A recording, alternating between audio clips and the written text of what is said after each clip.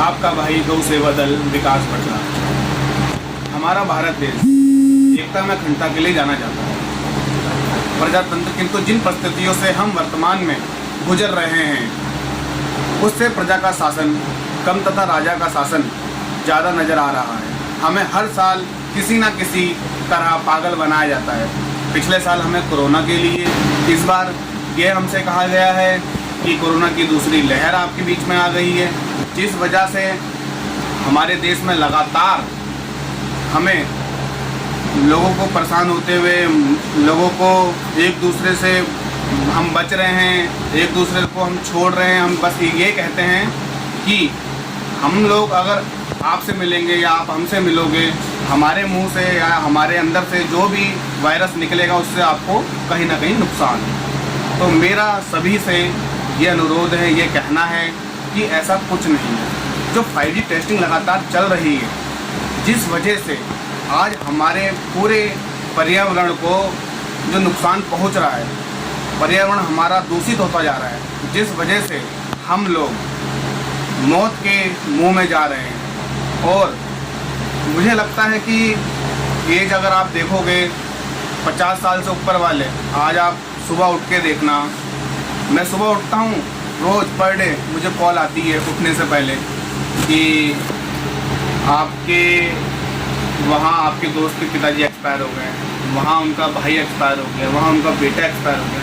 मैं ये सुनकर बहुत परेशान, बहुत चिंतित सा होने लगा हूँ और मैं ये अब सब चीज़ें नहीं देख पा रहा हूँ। मुझे लगता है जो हमारे बीच में जो 5G टेस्टिंग जो चल रही है, इसे हमें रोकना चाहिए। इसे इसलिए रोकना चाहिए क्योंकि हमारा पर्यावरण लगातार दूषित होता जा रहा है, जिस वजह से हम लोग इतने उसकी जो रेडिएशन लगातार हमारे बीच में जो आ रहे हैं वो हमें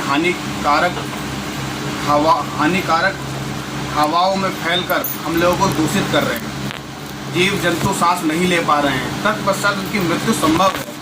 सोचने की बात यह है कि जब 4G की टेस्टिंग हुई थी तो पशु पक्षी जीवित नहीं रहे, तो 5G से कैसे कोई बच सकता है। यदि 5G की टेस्टिंग इसी तरह चलती रही तो वो दिन दूर नहीं जब हम अपनी पीठ पर काम का बोझ नहीं, सिलेंडर का बोझ लेकर चला करेंगे। इस समय ऐसी स्थिति है कि हमें रोज़ सुबह उठना भी नहीं है और मेरे पास हर रोज़ फ़ोन आता है कि मेरे परिचित में किसी व्यक्ति की मृत्यु हो गई है।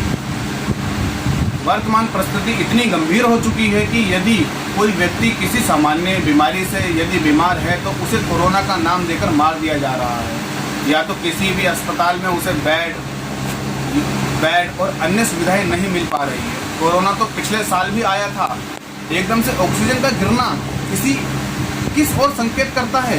5G की टेस्टिंग की ओर। इसका एक भयंकर कारण है, हम 5G के बिना जीवित रह सकते हैं लेकिन अपने परिवार के बिना जीवित नहीं रह सकते।